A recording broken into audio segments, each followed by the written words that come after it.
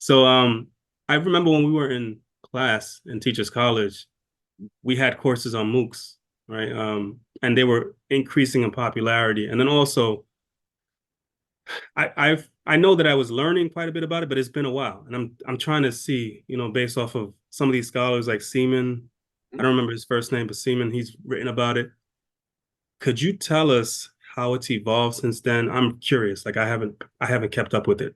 Sure. It's interesting our trajectories. My trajectory went into building a lot of MOOCs. I built maybe over 20 now at Columbia. And yeah, in past conversations, I think you and I talked about how there's a lot of people who are sort of critical about MOOCs in a lot of different ways, and they're not working, and they're a waste of time and energy. But for me, I'll never dump on MOOCs, Darnell, because maybe it's because I make them, and I know how hard they are to produce.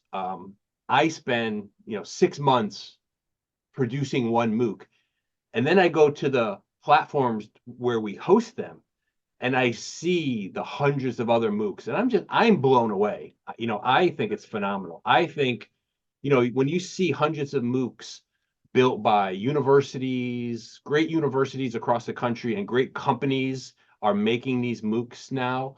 I just think the brain power is just astounding. So, in terms of MOOC evolution, I think technology has caught up to the MOOCs.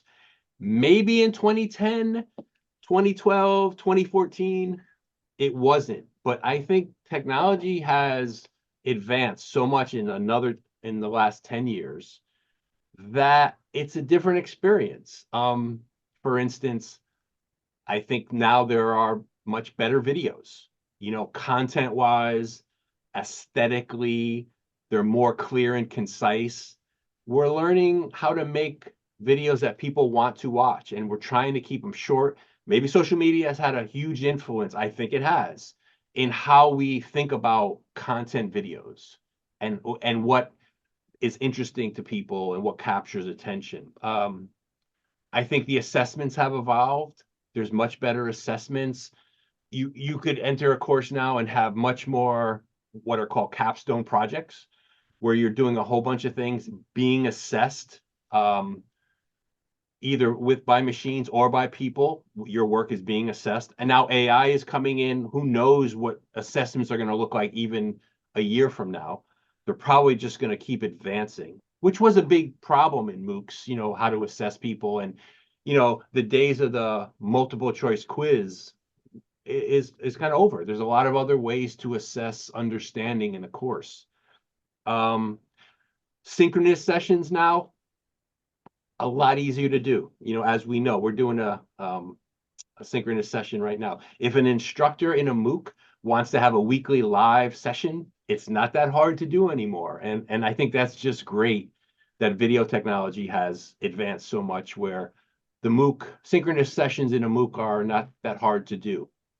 And for me, as an instructional designer, always trying to learn technology type things, I see so many opportunities in MOOCs today, because for one opportunity, one example is it's really easy now to take courses that lead toward a certificate, which then could be the proper training for an industry certification. So what I mean by that is, like, for instance, if you look at, say, what Google is doing with the MOOC platform Coursera, there are these certificates in Coursera. Like, for example, is in analytics. Okay. It's in Coursera. It's 6 or 7 courses. It takes about 6 months of time. It's powered by Google. Google instructors, Google makes the videos, like high level, top notch materials produced by Google. If you take these 7 classes, 6 or 7 classes, and you pass them, capstone projects, you get a Coursera certificate.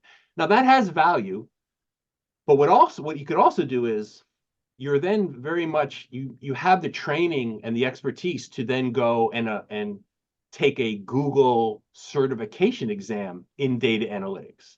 you're pretty much prepped to take that exam. So there's a good chance that you could pass that exam from the work you did in Coursera and now be Google certified.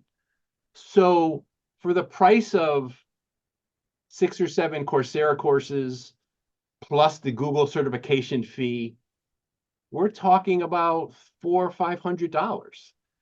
And it literally could change your whole career trajectory. You could enter into the world of data analytics by taking some MOOC courses that prep you for an industry certification. And there are almost 2 million people who have enrolled in those Coursera courses. 2 million people in those courses. So, for me, if that's not an opportunity in a MOOC, I don't know what is. So that's where I'm a big proponent of MOOCs still and online learning. And I also don't, I also don't believe it's the answer for everyone. Here's the question that I always, have. Do MOOCs have to be the answer for everyone?